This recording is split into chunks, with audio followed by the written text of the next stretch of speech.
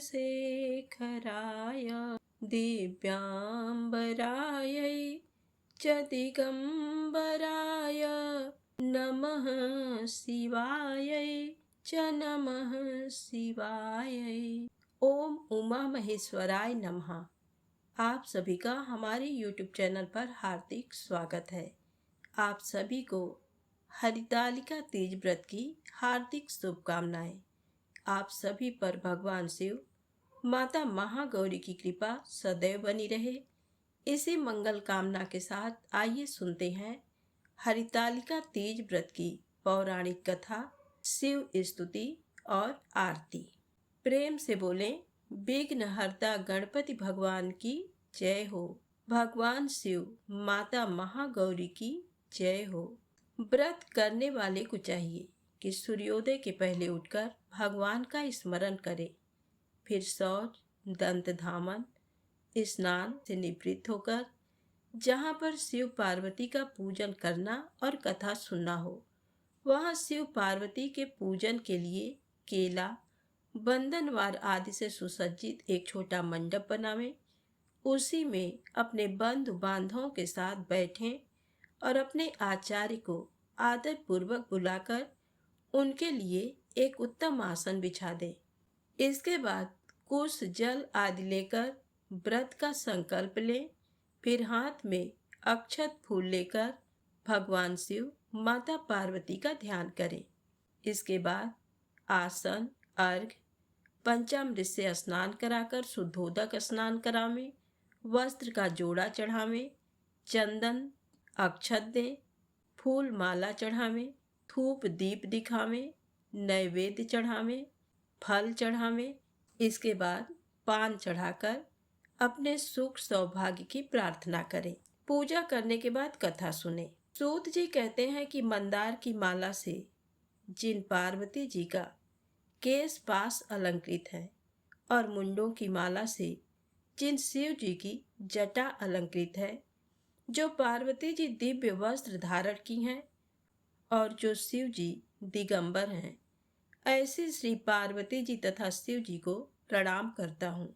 रमणीक कैलाश पर्वत के शिखर पर बैठी हुई श्री पार्वती जी कहती हैं, हे महेश्वर, हमें कोई गुप्त व्रत या पूजन बताइए जो सब धर्मों में सरल हो, जिसमें परिश्रम भी कम करना पड़े लेकिन फल अधिक मिले। हे नाथ, यदि आप मुझ पर प्रसन्न हो तो ये विधान बताइए। हे प्रभु, किस तप, व्रत या दान से आदि, मध्य और अंत रहित आप जैसे महाप्रभु हमको प्राप्त हुए हैं। शिव जी बोले, हे देवी सुनो, मैं तुमको एक व्रत जो मेरा सर्वस्व और छिपाने योग्य है, लेकिन तुम्हारे प्रेम से वशीभूत होकर मैं तुम्हें बतलाता हूँ। जैसे नक्षत्रों में चंद्रमा, ग्रहों में सूर्य, वर्णों में ब्राह्मण, देवताओं में विष्णु भगवान, नदियों में गंगा, पुराणों में महाभारत, वेदों में सामवेद और इंद्रियों में मन श्रेष्ठ है, सब पुराण और वेदों का सर्वस्व जिस तरह कहा गया है, मैं तुम्हें एक प्राचीन व्रत बतलाता हूँ। एकाग्र मन से सुनो। जिस व्रत के प्रभाव से तुमने मेरा आधा आसन प्राप्त किया है, वह मैं तुमको बतलाऊंगा, क्योंकि तुम मेरी प्रेयसी हो। भाद्रपद मास में हस्त नक्षत्र से युक्त शुक्ला तृतीया तिथि को उसका अनुष्ठान मात्र करने से स्त्रियां सब पापों से मुक्त हो जाती हैं। हे देवी, तुमने आज से बहुत दिनों पहले हिमालय पर्वत पर इस व्रत को किया था। ये वृत्तांत मैं तुमसे कहूँगा। पार्वती जी ने पूछा, हे नाथ, मैंने क्यों ये व्रत किया था, ये सब आपके मुख से सुनना चाहती हूँ। तब भगवान शिव कहते हैं कि भारतवर्ष के उत्तर की ओर एक बड़ा रमणीक और पर्वतों में श्रेष्ठ हिमवान नामक पर्वत है। उसके आसपास तरह तरह की भूमियां हैं, तरह तरह के वृक्ष उस पर लगे हुए हैं, नाना प्रकार के पक्षी और अनेक प्रकार के पशु उस पर निवास करते हैं। वहां पहुंचकर गंधर्वों के साथ बहुत से देवता, सिद्ध, चारण, पक्षीगण सर्वदा प्रसन्न मन से विचरते हैं। वहां पहुंचकर गंधर्व गाते हैं, अप्सराएं नाचती हैं। उस पर्वतराज के कितने ही शिखर ऐसे हैं जिनमें स्फटिक, रत्न और वैदूर्य मणि आदि की खानें भरी हैं। ये पर्वत ऊंचा तो इतना अधिक है कि मित्र के घर की तरह समझकर आकाश का स्पर्श किए रहता है। उसके समस्त शिखर सदैव हिम से आच्छादित रहते हैं और गंगा जल की ध्वनि सदा सुनाई देती है। हे पार्वती, तुमने बाल्यकाल में उसी पर्वत पर तपस्या की थी। 12 वर्ष तक तुम उल्टी टंग कर केवल धुआं पीकर रही। 64 वर्ष तक सूखे पत्ते खाकर रही। माघ मास में तुम जल में बैठी रहती और बैसाख की दोपहरिया में पंचाग्नि तापती थी। सावन के महीने में जल बरसता तो तुम भूखी प्यासी रहकर मैदान में बैठी रहती थी। तुम्हारे पिता इस तरह के कष्ट सहन को देखकर बड़े दुखी हुए। वे चिंता में पड़ गए कि मैं अपनी कन्या किसको दूं। उसी समय नारद जी वहां आ पहुंचे। मुनि श्रेष्ठ नारद जी उस समय तुम्हें देखने को गए थे। नारद जी को देखकर गिरि ने अर्घ्य, पाद्य, आसन आदि देकर उनकी पूजा की और कहा, हे स्वामी, आप किस लिए आए हैं? मेरा अहोभाग्य है, आपका आगमन मेरे लिए शुभ है। नारद जी ने कहा, हे पर्वतराज सुनो, मैं विष्णु भगवान का भेजा हुआ आपके पास आया हूँ। आपको चाहिए कि ये कन्या रत्न किसी योग्य वर को देवें। भगवान विष्णु के समान योग्य वर ब्रह्मा, इंद्र और शिव, इनमें से कोई नहीं है। इसलिए मैं यही कहूँगा कि आप अपनी कन्या भगवान विष्णु को ही देवें। हिमवान ने कहा, भगवान विष्णु स्वयं मेरी कन्या ले रहे हैं और आप ये संदेश लेकर आए हैं, तो मैं उन्हें अपनी कन्या दूंगा। हिमवान की इतनी बात सुनकर मुनिराज नारद आकाश में विलीन हो गए। वे पीतांबर, शंख, चक्र और गदाधारी भगवान विष्णु के पास पहुंचे। वहां हाथ जोड़कर नारद जी ने भगवान विष्णु से कहा, हे देव, मैंने आपका विवाह पक्का करा दिया। उधर हिमवान ने पार्वती के पास जाकर कहा कि हे पुत्री, मैंने तुम्हें भगवान विष्णु को दे डाली। तब पिता की बात सुनकर तुम बिना उत्तर दिए ही अपनी सखी के घर चली गई। वहीं जमीन पर पड़कर तुम बड़ी दुखी होती हुई विलाप करने लगी। तुमको इस तरह विलाप करते देख एक सखी ने पास आकर कहा, हे देवी, तुम क्यों इतनी दुखी हो? इसका कारण बताओ।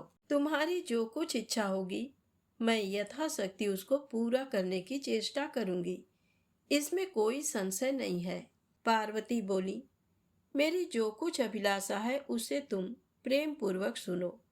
मैं एकमात्र शिव जी को अपना पति बनाना चाहती हूँ, इसमें कुछ भी संशय नहीं है। मेरे इस विचार को पिताजी ने ठुकरा दिया है, इससे मैं अपने शरीर को त्याग दूंगी। पार्वती जी की इस बात को सुनकर सखियों ने कहा कि शरीर का त्याग न कर, चलो किसी ऐसे वन को चलें जहाँ पिता को पता न लगे। ऐसी सलाह कर तुम वैसे वन में जा पहुंची। उधर तुम्हारे पिता घर घर तुम्हें खोजने लगे। दूतों द्वारा भी खबर लेने लगे कि कौन देवता या किन्नर मेरी पुत्री को हर ले गया है। उन्होंने मन ही मन कहा, मैं नारद जी के आगे प्रतिज्ञा कर चुका हूँ कि अपनी पुत्री भगवान विष्णु को दूंगा। ऐसा सोचते सोचते हिमवान मूर्छित हो गए। गिरिराज को मूर्छित देखकर सब लोग हाहाकार करते दौड़ पड़े। जब होश हुआ तो सब पूछने लगे कि गिरिराज, आप अपनी मूर्छा का कारण बताइए। हिमवान ने कहा, आप लोग मेरे दुख का कारण सुने। न मालूम कौन मेरी कन्या को हर ले गया है। ऐसा नहीं हुआ तो उसे किसी काले सांप ने काट लिया या सिंह खा गए होंगे। हाय, मेरी बेटी कहाँ गई? किसी दुष्ट ने मेरी पुत्री को मार डाला। ऐसा कह वे वायु के झोंके से कांपते हुए वृक्ष के समान कांपने लगे। इसके बाद हिमवान तुम्हें बन बन खोजने लगे। वह वन भी सिंह, भालू, हिंसक जंतुओं से बड़ा भयानक हो रहा था। तुम भी अपनी सखियों के साथ उस भयानक वन में चलती चलती एक ऐसे जगह जा पहुंची जहां एक नदी बह रही थी। उसके रमणीय तट पर एक बड़ी सी कंदरा थी। तुमने उसी कंदरा में आश्रम बना लिया और मेरी एक बालुकामयी प्रतिमा बनाकर अपनी सखियों के साथ निराहार रहकर मेरी आराधना करने लगी। जब भाद्रपद शुक्ल पक्ष की हस्तयुक्त तृतीया तिथि प्राप्त हुई, तब तुमने मेरा विधिवत पूजन किया और रात भर जागकर गीत वाद्यादि से मुझे प्रसन्न करने में बिताया। उस व्रतराज के प्रभाव से मेरा आसन डगमगा उठा, जिससे मैं तत्काल उस स्थान पर जा पहुंचा जहां पर तुम अपनी सखियों के साथ रहती थी। वहां पहुंचकर मैंने तुमसे कहा कि मैं तुम पर प्रसन्न हूं, बोलो क्या चाहती हो। तुमने कहा, मेरे देवता, यदि आप मेरे ऊपर प्रसन्न हैं तो मेरे पति बने। मेरे तथास्तु कहकर कैलाश पर्वत पर वापस आने पर तुमने वह प्रतिमा नदी में प्रवाहित कर दी और सखियों के साथ उस महाव्रत का पारण किया। हिमवान भी तब तक उस वन में तुम्हें खोजते आ पहुंचे। चारों दिशाओं में तुम्हारी खोज करते करते वे व्याकुल हो चुके थे, इसलिए तुम्हारे आश्रम के समीप पहुंचते ही गिर पड़े। थोड़ी देर बाद उन्होंने नदी के तट पर दो कन्याएं देखी। देखते ही उन्होंने तुम्हें छाती से लगा लिया और बिलख कर रोने लगे। फिर पूछा, पुत्री, तुम सिंह, व्याघ्र आदि जंतुओं से भरे इस वन में क्यों आ पहुंची? तब पार्वती ने उत्तर दिया, हे पिताजी, मैंने पहले ही अपने आप को शिव जी के हाथों सौंप दिया था। आपने मेरी बात टाल दी, इससे मैं यहाँ चली आई। हिमवान ने सांत्वना दिया कि हे पुत्री, मैं तुम्हारी इच्छा के विरुद्ध कुछ न करूँगा। तुम्हें अपने साथ लेकर घर आए और मेरे साथ तुम्हारा विवाह कर दिए। इसी से तुमने मेरा अर्धासन पाया है। तब से आज तक किसी के सामने मुझे ये व्रत प्रकट करने का अवसर नहीं प्राप्त हुआ। हे देवी, मैं ये बताता हूँ कि इस व्रत का हरितालिका नाम क्यों पड़ा। तुमको सखियां हर ले गई थी, इसी से हरतालिका नाम पड़ा। इस पर पार्वती जी ने कहा, हे प्रभु, आपने नाम तो बताया, अब विधि भी बताएं। इसका क्या पुण्य है, क्या फल है, ये व्रत कौन करे? श्री शिव जी पार्वती जी से कहते हैं, हे देवी, मैं स्त्री जाति की भलाई के लिए ये उत्तम व्रत बतलाया हूँ। जो स्त्री अपने सौभाग्य की रक्षा करनी चाहती हो, वह यत्न पूर्वक इस व्रत को करे। पहले कदली के खंभे आदि से सुशोभित एक सुंदर मंडप बनावे। उसमें रंग बिरंग के रेशमी कपड़ों के चंदवा लगाकर चंदन आदि सुगंधित द्रव्यों से वह मंडप लिपवावे।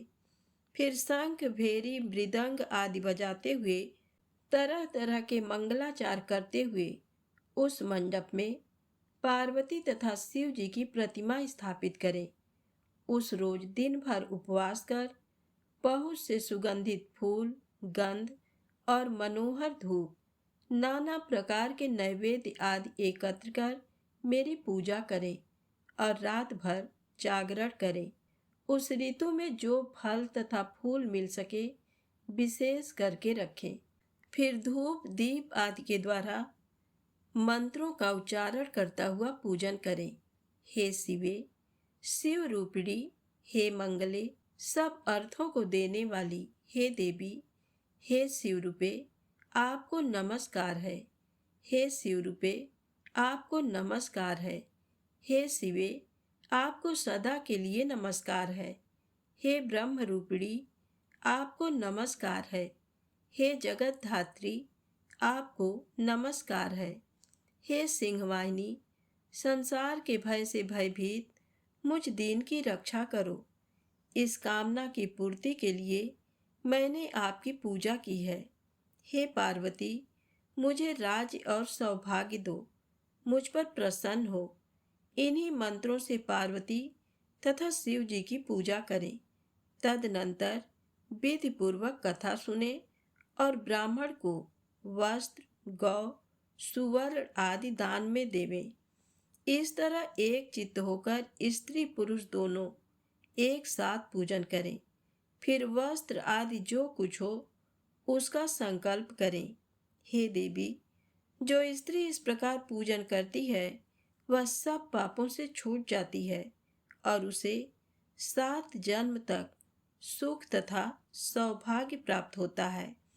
जो स्त्री तृतीया तिथि का व्रत न कर अन्न भक्षण करती है तो वह 7 जन्म तक बंध्या रहती है। वह सदा दरिद्री, पुत्र शोक से शोकाकुल, स्वभाव की लड़ाकी, सदा दुख भोगने वाली होती है। तृतीया तिथि पर उपवास न करने वाली स्त्री अंत में घोर नरक में जाती है।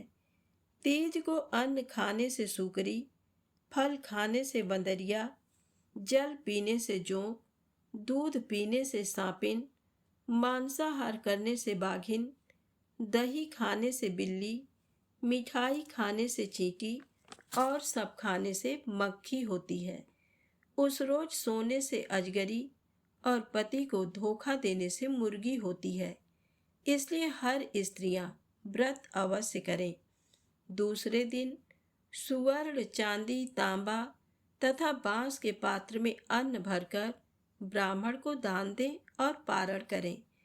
जो स्त्री इस प्रकार व्रत करती है वह मेरे समान पति पाती है और जब वह मरने लगती है तो तुम्हारे समान उसका रूप हो जाता है। उसे सब प्रकार के सांसारिक भोग और सायुज्य मुक्ति मिल जाती है। इस हरितालिका की व्रत कथा मात्र सुन लेने से प्राणी को 1000 अश्वमेध और सैकड़ों वाजपेय यज्ञ करने का फल प्राप्त होता है।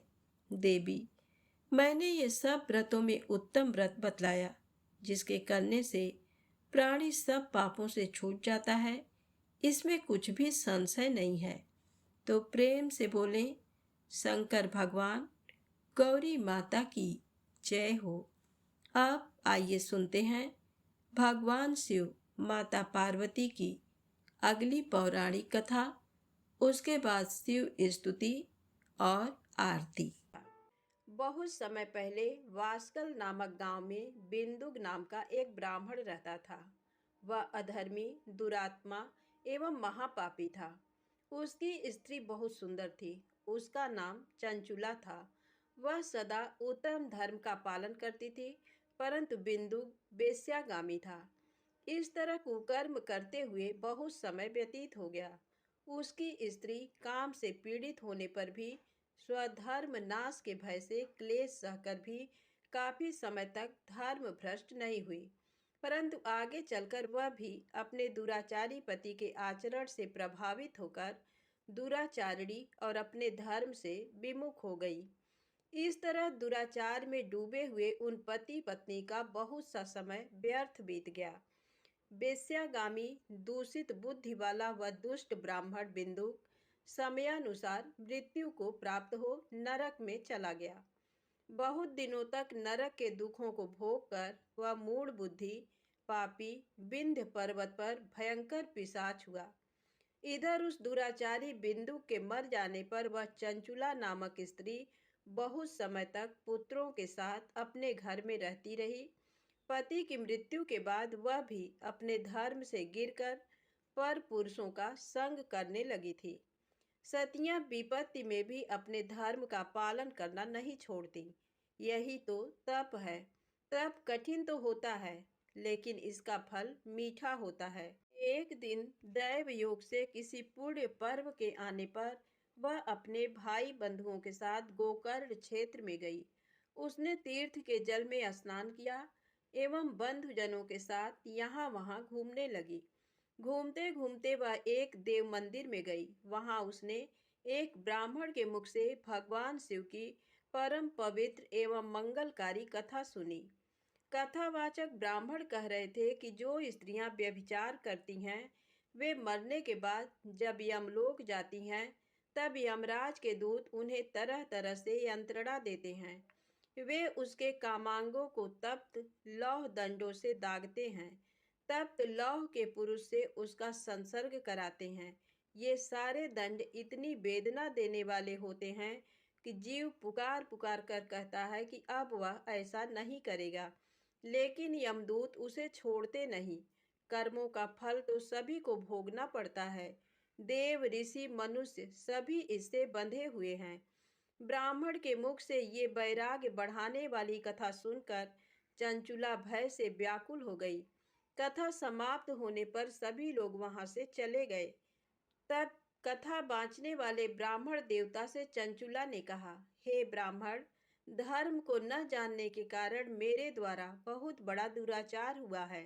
स्वामी, मेरे ऊपर कृपा कर मेरा उद्धार कीजिए। आपके प्रवचन को सुनकर मुझे इस संसार से वैराग्य हो गया है। मुझ मूढ़ चित्त वाली पापिनी को धिक्कार है। मैं निंदा के योग्य हूँ। मैं बुरे विषयों में फंसकर अपने धर्म से विमुख हो गई थी। कौन मुझ जैसी कुमार्ग में मन लगाने वाली पापिनी का साथ देगा? जब यमदूत मेरे गले में फंदा डालकर मुझे बांध कर ले जाएंगे और नरक में मेरे शरीर के टुकड़े करेंगे, तब मैं कैसे उन महायातनाओं को सहन कर पाऊंगी? मैं सब प्रकार से नष्ट हो गई हूँ, क्योंकि अभी तक मैं हर तरह से पाप में डूबी रही हूँ। हे ब्राह्मण, आप मेरे गुरु हैं। आप ही मेरे माता पिता हैं। मैं आपके शरण में आई हूँ। मुझ अबला का अब आप ही उद्धार कीजिए। इस प्रकार विलाप करती हुई चंचुला ब्राह्मण देवता के चरणों में गिर पड़ी। तब ब्राह्मण ने उसे कृपा पूर्वक उठाया और इस प्रकार कहा, नारी, तुम सौभाग्यशाली हो जो भगवान शंकर की कृपा से तुमने वैराग्यपूर्ण ये कथा सुनी। कथा सुनकर समय से अपनी गलती का एहसास कर लिया है। तुम डरो मत और भगवान शिव की शरण में जाओ। उनकी परम कृपा से तुम्हारे सभी पाप नष्ट हो जाएंगे। मैं तुम्हें भगवान शिव की कथा सहित वह मार्ग बताऊंगा जिसके द्वारा तुम्हें सुख देने वाली उत्तम गति प्राप्त होगी। शिव कथा सुनने से तुम्हारी बुद्धि शुद्ध हो गई है और तुम्हें पश्चाताप हुआ है तथा मन में वैराग्य उत्पन्न हुआ है। पश्चाताप ही पाप करने वाले पापियों के लिए सबसे बड़ा प्रायश्चित है। जो मनुष्य अपने कुकर्म के लिए पश्चाताप नहीं करता वह उत्तम गति प्राप्त नहीं करता, परंतु जिसे अपने कुकृत्य पर हार्दिक पश्चाताप होता है वह अवश्य उत्तम गति का भागीदार होता है। इसमें कोई शक नहीं है। शुद्ध चित्त में ही भगवान शिव व पार्वती का वास होता है। वह शुद्धात्मा पुरुष सदा शिव के पद को प्राप्त होता है। इस कथा का श्रवण सभी मनुष्यों के लिए कल्याणकारी है, अतः इसकी आराधना व सेवा करनी चाहिए। हे ब्राह्मण पत्नी, तुम अन्य विषयों से अपने मन को हटाकर भगवान शंकर की इस परम पावन कथा को सुनो। इससे तुम्हारे चित्त की शुद्धि होगी और तुम्हें मोक्ष की प्राप्ति होगी। जो मनुष्य निर्मल हृदय से भगवान शिव के चरणों का चिंतन करता है उसकी एक ही जन्म में मुक्ति हो जाती है। ये कहकर वे ब्राह्मण चुप हो गए। उनका हृदय करुणा से भर गया। वे ध्यान में मग्न हो गए। ब्राह्मण का ये उपदेश सुनकर चंचुला के नेत्रों में आनंद के आंसू छलक आए। वह हर्ष भरे हृदय से ब्राह्मण देवता के चरणों में गिर गई और हाथ जोड़कर बोली, मैं कृतार्थ हो गई। हे ब्राह्मण, शिव भक्तों में श्रेष्ठ स्वामीन, आप धन्य हैं। आप परमार्थदर्शी हैं और सदा परोपकार में लगे रहते हैं। साधो, मैं नरक के समुद्र में गिर रही हूँ। कृपा कर मेरा उद्धार कीजिए। जिस पौराणिक व अमृत के समान कथा की बात आपने की है उसे सुनकर ही मेरे मन में वैराग्य उत्पन्न हुआ है। उस अमृतमयी कथा को सुनने के लिए मेरे मन में बड़ी श्रद्धा हो रही है। कृपया आप मुझे उसे सुनाइए। कथा सुनने की इच्छा मन में लिए हुए चंचुला उन ब्राह्मण देवता की सेवा में वहीं रहने लगी। उस गोकर्ण नामक महाक्षेत्र में उन ब्राह्मण देवता के मुख से चंचुला भगवान शिव की भक्ति, ज्ञान और वैराग्य बढ़ाने वाली और मुक्ति देने वाली परम उत्तम कथा सुनकर कृतार्थ हुई। उसका चित्त शुद्ध हो गया। वह अपने हृदय में शिव के सगुण रूप का चिंतन करने लगी। वह सदैव शिव के सच्चिदानंदमय स्वरूप का स्मरण करती थी। तत्पश्चात अपना समय पूर्ण होने पर चंचुला ने बिना किसी कष्ट के अपना शरीर त्याग दिया। उसे लेने के लिए एक दिव्य विमान वहां पहुंचा। ये विमान शोभा साधनों से सजा था एवं शिवगणों से सुशोभित था। चंचुला विमान से शिवपुरी पहुंची। उसके सारे पाप धुल गए। वह दिव्यांगना हो गई। वह गौरांगी देवी मस्तक पर अर्धचंद्र का मुकुट व अन्य दिव्य आभूषण पहने शिवपुरी में पहुंची। वहां उसने सनातन देवता त्रिनेत्रधारी महादेव शिव को देखा। सभी देवता उनकी सेवा में भक्तिभाव से उपस्थित थे। उनकी अंग कांति करोड़ों सूर्यों के समान प्रकाशित हो रही थी। 5 मुख और हर मुख में 3 नेत्र थे। मस्तक पर अर्धचंद्राकार मुकुट शोभायमान हो रहा था। कंठ में नील चिन्ह था। उनके साथ में देवी गौरी विराजमान थी, जो विद्युत पुंज के समान प्रकाशित हो रही थी। महादेव जी की कांति कपूर के समान गौर थी। उनके शरीर पर श्वेत वस्त्र थे तथा शरीर श्वेत भस्म से युक्त था। इस प्रकार भगवान शिव के परम उज्जवल रूप के दर्शन कर चंचुला बहुत प्रसन्न हुई। उसने भगवान को बारंबार प्रणाम किया और हाथ जोड़कर प्रेम, आनंद और संतोष से युक्त हो विनीत भाव से खड़ी हो गई। उसके नेत्रों से आनंदाश्रुओं की धारा बहने लगी। भगवान शंकर व भगवती गौरी उमा ने करुणा के साथ सौम्य दृष्टि से देखकर चंचुला को अपने पास बुलाया। गौरी उमा ने उसे प्रेम पूर्वक अपनी सखी बना लिया। चंचुला सुख पूर्वक भगवान शिव के धाम में उमा देवी की सखी के रूप में निवास करने लगी। एक दिन चंचुला आनंद में मग्न उमा देवी के पास गई और दोनों हाथ जोड़कर उनकी स्तुति करने लगी। हे गिरिराज नंदिनी, स्कंद माता उमा, आप सभी मनुष्यों एवं देवताओं द्वारा पूज्य तथा समस्त सुखों को देने वाली हैं। आप शंभु प्रिया हैं।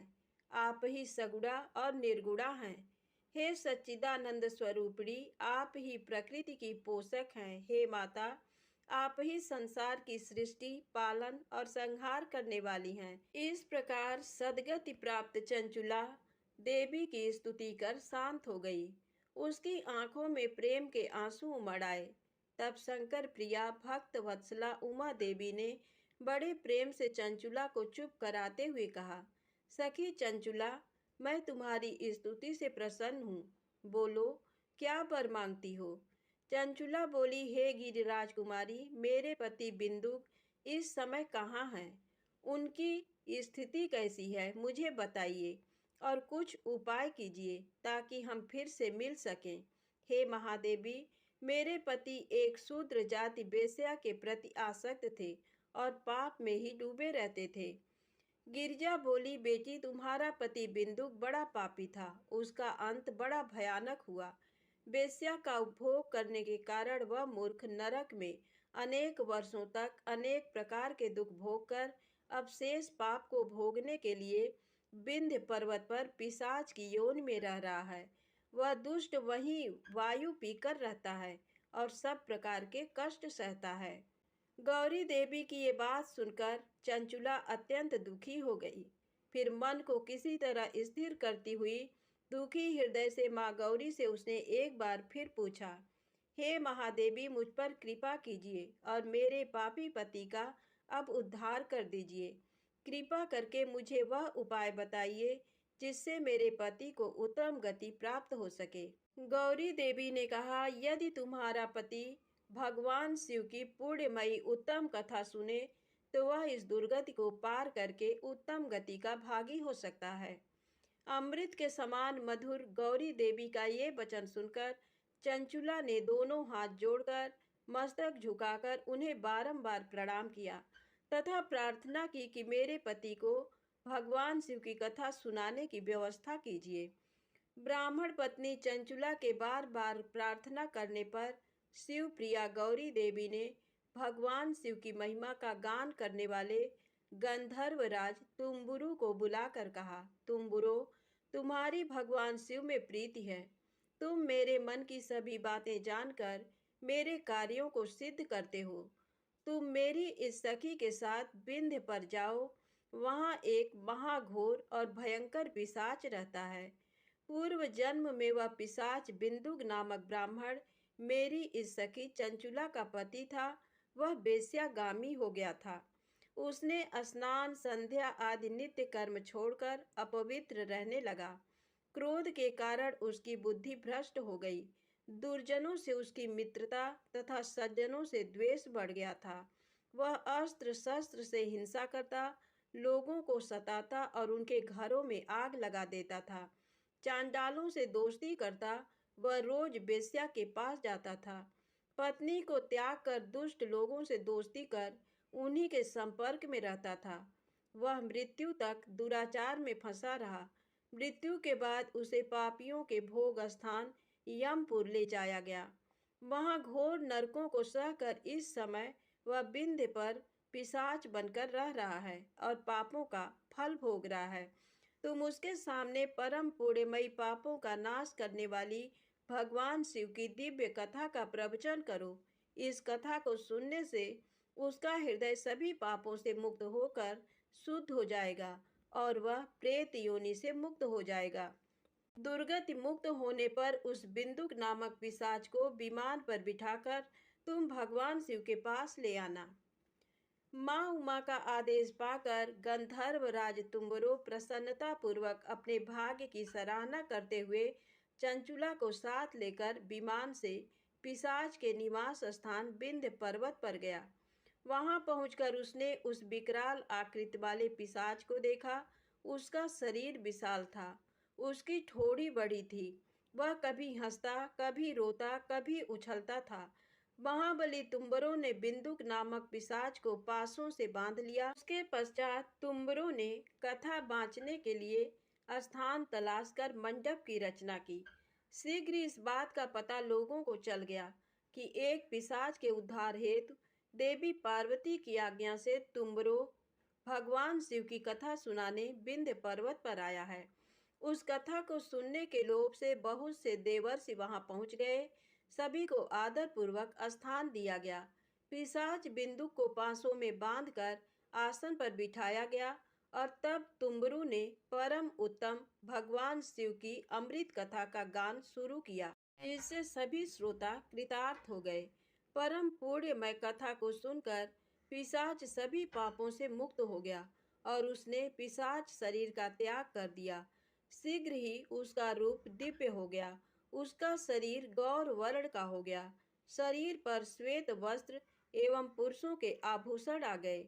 इस प्रकार दिव्य देहधारी होकर बिंदुक अपनी पत्नी चंचुला के साथ स्वयं भी भगवान शिव का गुणगान करने लगा। उसे इस दिव्य रूप में देखकर सभी को बहुत आश्चर्य हुआ। उसका मन परम आनंद से परिपूर्ण हो गया। सभी भगवान महेश्वर के अद्भुत चरित्र को सुनकर कृतार्थ हो उसका यशोगान करते हुए अपने अपने धाम को चले गए। बिंदु अपनी पत्नी चंचुला के साथ विमान में बैठकर शिवपुरी की ओर चल दिया। महेश्वर के गुणों का गान करता हुआ बिंदु अपनी पत्नी चंचुला व तुम्बुरु के साथ शीघ्र ही शिवधाम पहुंच गया। भगवान शिव व देवी पार्वती ने उसे अपना पार्षद बना लिया। दोनों पति पत्नी सुखपूर्वक भगवान महेश्वर एवं देवी गौरी के श्री चरणों में अविचल निवास पाकर धन्य हो गए। प्रेम से बोले शंकर भगवान गौरी माता की जय हो। अब आइए सुने शिव चालीसा पाठ।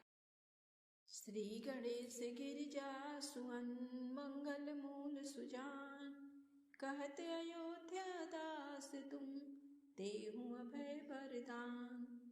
जय गिरिजापति दीन दयाला, सदा करत संतन प्रतिपाला।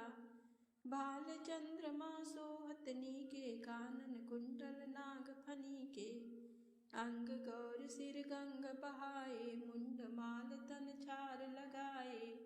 वस्त्र खाल बाघंबर सोहे, मैना मातु की हमें दुलारी, बाम अंग सोहत छवि न्यारी, कर त्रिशूल सोहत छवि भारी, करत सदा शत्रुन क्षयकारी। नंदि गणेश सोहें तह कैसे, सागर मध्य कमल है जैसे, कार्तिक श्याम और गणराऊ, या छवि को कही जात न काऊ। देवन जब ही जाय पुकारा, तब ही दुख प्रभु आप निवारा, किया उपद्रव तारक भारी, देवन सब मिल तुम ही जुहारी। तुरत सडानन आप पठायो, लौ निमेष महामारी गिरायो। आप जलंधर असुर संहारा, सुयस तुम्हार विदित संसारा। त्रिपुरासुर सन युद्ध मचाई, सबहि कृपा कर लीन बचाई।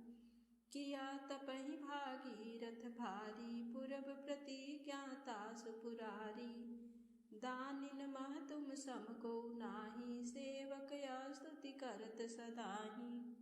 वेद नाम महिमा तव गाई, अकथ अनादि भेद नहीं पाई। प्रगट उदधि मंथन में ज्वाला, जरे सुरासुर भय बिहाला। कीन्ह दया तह करी सहाई, नीलकंठ तब नाम कहाई। पूजन रामचंद्र जब कीन्हा, जीत के लंक विभीषण दीन्हा। सहस कमल में हो रही धारी, कीन्ह परीक्षा तब ही पुरारी। एक कमल प्रभु राख्यों जोई, कमल नयन पूजन चह सोई। कठिन भक्ति देखी प्रभु शंकर, भय प्रसन्न दिए चित बर। जय जय जय अनंत अविनाशी, करत कृपा सबके घटवासी। दुष्ट सकल नित मोहि सतावे, भ्रमत रहे मोहि चैन न आवे। त्राहि त्राहि मैं नाथ पुकारो, एहि अवसर मोहि आनो बारो। लय त्रिशूल शत्रुन को मारो, संकट से मोहि आनो बारो।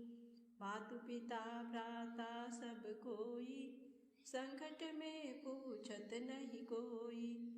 स्वामी एक है आस तुम्हारी, आय हरहु अब संकट भारी। धन निर्धन को देत सदाहि, जो कोई जांचे वो फल पाहि। स्तुति के ही विधि करो तुम्हारी, क्षमौ नाथ अब चूक हमारी। शंकर हो संकट के नाशन, मंगल कारण विघ्न विनाशन।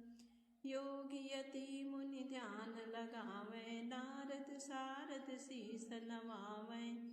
नमो नमो जय नमो शिवाय, सुर ब्रह्मादिक पार न पाया। जो यह पाठ करे मन लाई, तापर होत है शंभु सहाई। ऋनिया जो कोई हो अधिकारी, पाठ करे सो पावन हारी। पुत्रहीन कर इच्छा कोई, निश्चय शिव प्रसाद तेहि होई। पंडित त्रयोदशी को लावे, ध्यान पूर्वक होम करावे। त्रयोदशी व्रत करे हमेशा, तन नहीं थाके रहे कलेसा। धूप दीप नैवेद्य चढ़ावे, शंकर सम्मुख पाठ सुनावे। जन्म जन्म के पाप नसावे, अंत बास शिवपुर में पावे। कहीं अयोध्या आस तुम्हारी, जान सकल दुख हरहु हमारी। नित्य नेम कर प्रात ही, पाठ करो चालीस। तुम मेरी मनोकामना, पूर्ण करो जगदीश। उमापति महादेव की जय। नमामि समीशान निर्वाण रूपम, विभुं व्यापकं ब्रह्म वेद स्वरूपम। निजं निर्गुणं निर्विकल्पं निरीहं, चिदाकाशमाकाशवासं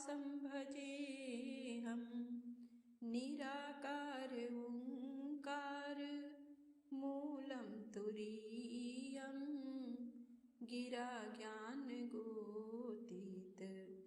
मीसं गिरीशं करालं कालं कृपालं गुणागार संसार पारं नतोऽहं तुषाराद्रिसङ्काश गौरं गभीरं मनोभूतकोटि प्रभाश्रीशरीरं स्फुरन्मौलिकल्लोलिनी चारुगङ्गा लसद्भालबालेन्दु कण्ठे भुजङ्गा चलत्कुण्डलं शुभनेत्रं विशालं प्रसन्नाननं नीलकण्ठं दयालं मृगाधीशचर्मां वरं मुण्डमालं प्रियं शङ्करं सर्वनाथं भजामि प्रचण्डं प्रकृष्णं प्रगल्भं परेशम् अखण्डम् अजं भानुकोटिप्रकाशं त्रयः शूलनिर्मूलनं शूलपाणिं भजेऽहं भवानी पतिं भावगम्यं कलातीत कल्याण कल्पान्तकारी सदा सच्चिदानन्द दाता पुरारी चिदानन्द सन्दोह मोहापहारी प्रसीद प्रसीद प्रभो मन्मथारी नयावदुमानात् पादारविन्दं भजन्ति लोके परे वा नराणां न तावत् सुखं शान्ति सन्तापनाशं प्रसीद प्रभो सर्वभूताधिवासं न जानामि योगं जपं नैव पूजां नतोऽहं सदा सर्वदा सम्भुतोऽभ्यं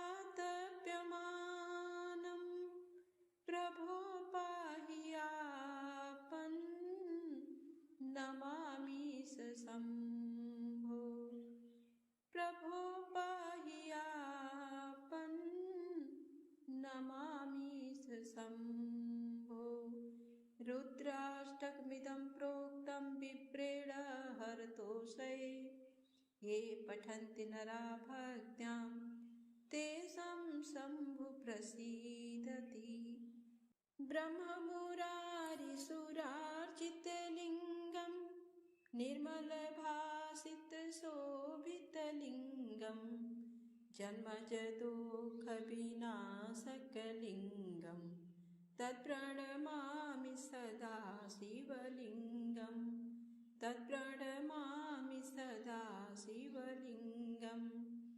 देवमुनिप्रवरार्चितलिङ्गं कामदहं करुणाकरलिङ्गं रावणदर्पविनाशनलिङ्गं तत्प्रणमामि सदा शिवलिङ्गं तत्प्रणमामि सदा शिवलिङ्गं सर्वसुगन्धिसुलेपितलिङ्गं बुद्धिविवर्धनकारणलिङ्गं सिद्धसुरासुरवन्दितलिङ्गं तत्प्रणमामि सदा शिवलिङ्गं तत्प्रणमामि सदा शिवलिङ्गम् कनकमहामणिभूषितलिङ्गम् फणिपतिवेष्टितशोभितलिङ्गम् दक्षसूयज्ञविनाशनलिङ्गम् तत्प्रणमामि सदा शिवलिङ्गम् तत्प्रणमामि सदा शिवलिङ्गम् कुङ्कुमचन्दनलेपितलिङ्गम् पङ्कजहारसुशोभितलिङ्गम् सञ्चितपापविनाशनलिङ्गम् तत्प्रणमामि सदा शिवलिङ्गम् तत्प्रणमामि सदा शिवलिङ्गम् देवगणार्चितसेवितलिङ्गम् भावैरभक्तिभिरेव च लिङ्गम् दिनकरकोटिप्रभाकरलिङ्गम् तत्प्रणमामि सदा शिवलिङ्गम् तत्प्रणमामि सदा शिवलिङ्गम् अष्टदलोपरिवेष्टितलिङ्गम् सर्वसमुद्भवकारणलिङ्गम् अष्टदरिद्रविनाशितलिङ्गम् तत्प्रणमामि सदा शिवलिङ्गम् तत्प्रणमामि सदा शिवलिङ्गम् सुरगुरुसुरवरपूजितलिङ्गम् सुरवनपुष्पसदार्जितलिङ्गम् परात्परं परमात्मकलिङ्गम् तत्प्रणमामि सदा शिवलिङ्गम् तत्प्रणमामि सदा शिवलिङ्गम् लिङ्गाष्टकमिदं पुण्यं यः पठेत् शिवसन्निधौ शिवलोकमवाप्नोति शिवेन सह मोदते।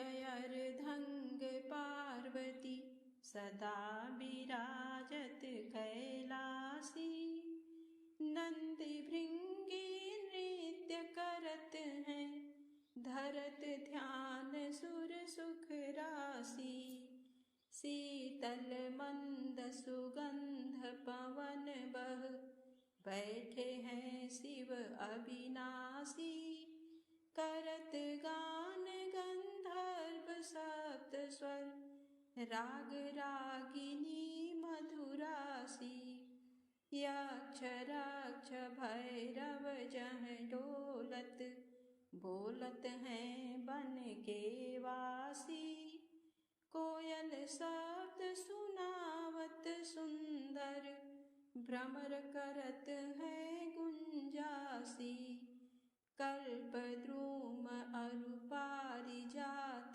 तरु लाग रहे हैं लक्षासी कामधेनु कोटिन जह डोलत करत दुग्ध की बरसासी सूर्यकांत सम पर्वत शोभित चंद्रकांत सम हिम राशि नित्य छहो ऋतु रहत सुशोभित सेवत सदा प्रकृति दासी ऋषि मुनि देव तनुज नित सेवत गान करत श्रुति गुण राशि ब्रह्मा विष्णु निहारत निस दिन कछु शिव हमको फरमासी रिद्धि सिद्धि के दाता शंकर नित सत चित